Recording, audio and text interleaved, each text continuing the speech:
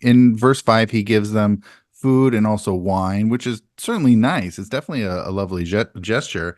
And then we do see in 8 where he seems to be, he refuses.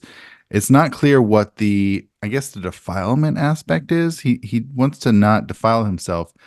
And I'm really trying to not fast forward ahead to the rabbis, where it's sort of this Gentile wine notion being off limits or somehow a slippery slope to who knows what. But is that maybe going like I'm like I have those lenses on. I have the rabbinic lenses, and I'm like I can't take the rabbinic wine lenses off. Like, Yeah. can you help me with this?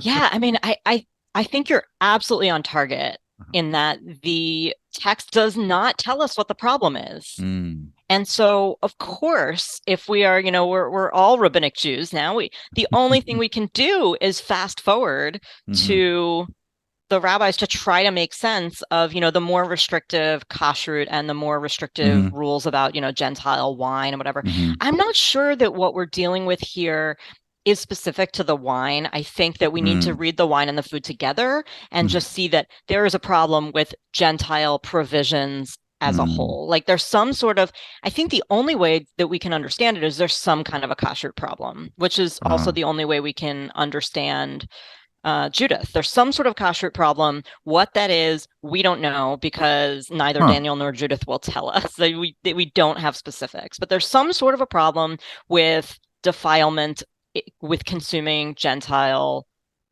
wine and food. Huh. We don't know what.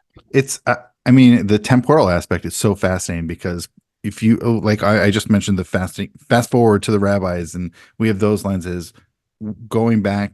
There's nothing really. I mean, there are food restrictions in the Torah. I also think about there, but there's nothing really wine related except for maybe nothing to do with Gentile libations.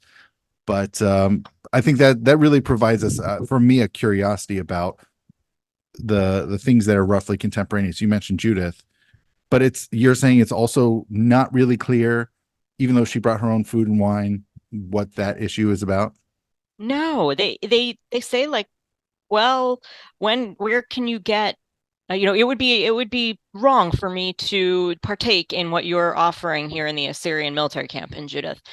But they don't explain why. They don't get into the, any aspects of halakha, right? Hmm. So all we can kind of do is say, all right, we would like to know more, but the text is not really telling. So Hmm. we have to fill in the blanks as best we can, or just accept the fact that something was wrong with the food.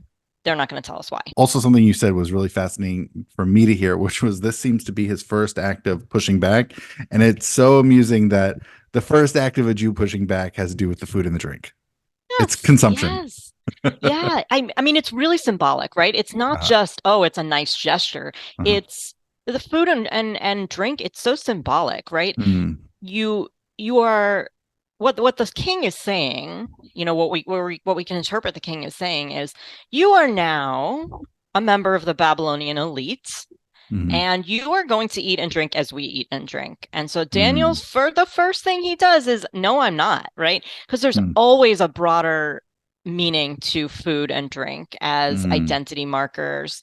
And I think, it's certainly symbolic, and we can see it as symbolic here Mm. of something more than just what I'm eating, but like what he's putting in his body, he does not want to ingest, right? The Babylonianness, the Babylonian Mm. identity. No, I'm not gonna do it. So he pushes back.